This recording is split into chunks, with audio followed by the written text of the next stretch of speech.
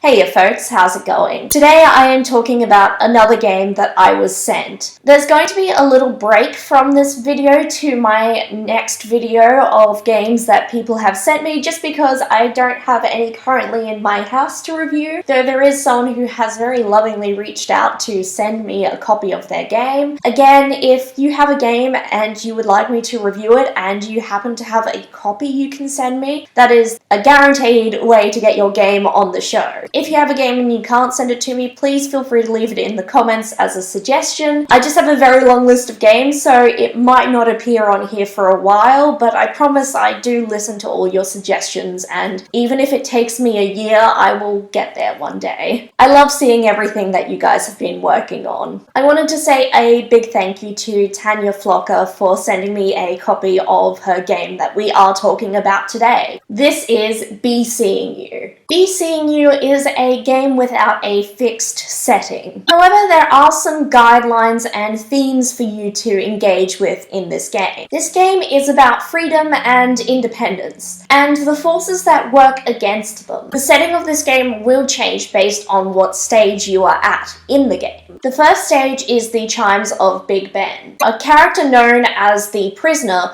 riles against a figure who represents authority and order. They angrily hand them a letter of resignation and go home. They go home. They imagine their new life. Then they start to fall unconscious, unaware that they have been followed home by someone. Once they're asleep, this figure kidnaps them. In the second stage, called Free For All, the prison is given a tour of their new home that they've been brought to. This tour is performed by a figure who's called the Authority. The locals of this place, called the Village, will leave different impressions on the player. What these people look like, or what these people look like and the place that the prisoner has been brought to is up to the players and the game they create. This stage ends with the prisoner back at their new home. The third stage, Many Happy Returns, is about how the prisoner reacts to their new home. Do they feel welcomed? Are they aghast that they were kidnapped? Are they planning an escape or an uprising? Are they being helped by their new neighbours, or is everyone in the village just trying to assimilate them into this new way of life? The next stage, Once Upon a Time, encourages the players to create different scenes to indicate how the story is evolving and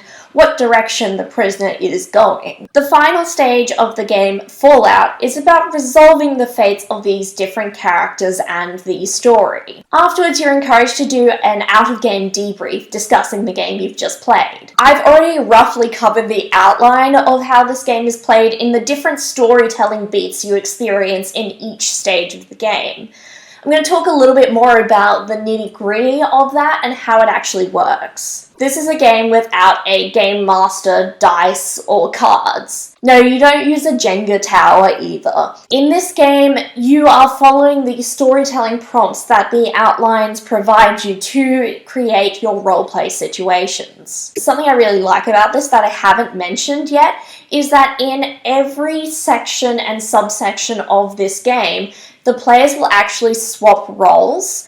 So when you get to the end of a subsection, you will pass your role on and take on a new role. This game is for 3 to 5 players, but the way that it's sort of constructed indicates that it really is best at 4. The roles in this game are the prisoner, who's sort of our point of view character, the administrator, who sort of represents the authority in the game. You probably will never know who the administrator answers to, but they seem to relay all the information from them. The village, the actual landscape that the prisoner ends up in, and the locals, the people who inhabit the village. The village where the prisoner is taken to, and the residents of the village. All of these roles will eventually be played by every single player in the group, meaning while the prisoner is sort of a main character, everyone gets a turn at playing it. Likewise, everyone will get a turn at playing the administrator, who really does feel like the mouthpiece of some malicious authority. You exchange the roles clockwise on the table. As I alluded to earlier, there aren't many strictly traditional mechanics to this game. There are, however, scores that can be achieved throughout the game by hitting certain story beats. Really though, the main aim of this game is for every player to roleplay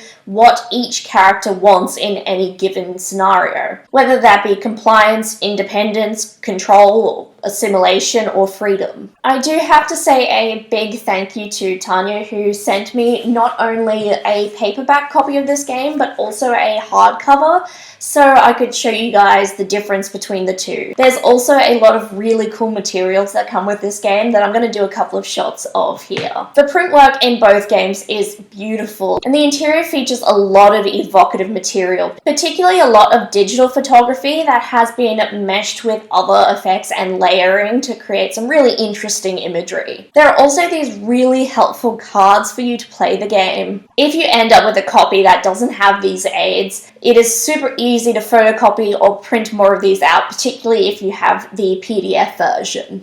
There's also some passages throughout this game to guide your players through discussions about this game. These discussions are designed to help us facilitate a conversation about how the themes of this game impact us in real life. There's also included in this game a solo play version and a 2-play version.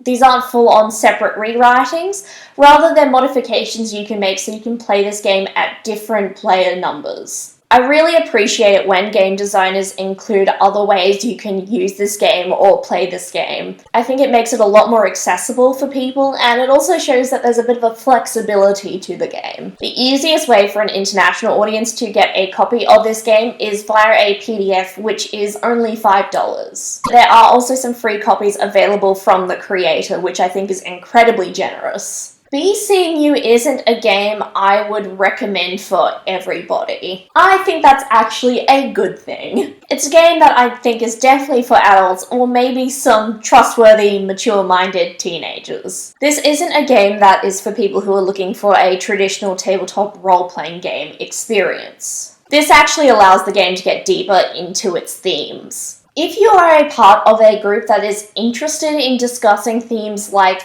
liberty, surveillance, security, and freedom, I definitely think this is a game you should try. In our own personal lives these days, we do trade off a lot of personal independence and freedom for a sense of security. Whether or not that is a good or bad thing is up to you, and I think this game provides a great way of discussing this. I just think this is an incredibly interesting game. It facilitates discussion of issues that impact all of us, but it still allows for some distance that role-playing games provide so we can talk about it without it feeling too personal. Perhaps your group isn't ready for a game with some intense themes, but if you have a group that's down for it, I think this could be a really rich experience. I want to say another big thank you to Tanya, who sent me not 1 but 2 copies of this game with all of the player aids, and also for introducing me to this game. Writing this episode was a really unique experience. Have you traded personal privacy for a sense of security? Or if you just want to talk about the game in more general and these questions are too hard, just feel free to say what you like in a comment down below. If you enjoyed this episode, I encourage you to like, subscribe, maybe share with a friend. It just helps me to keep going, and I always really appreciate everyone's encouraging words. It means a lot to me. I hope you're all well, and I hope to see you next time at the gaming table. Bye!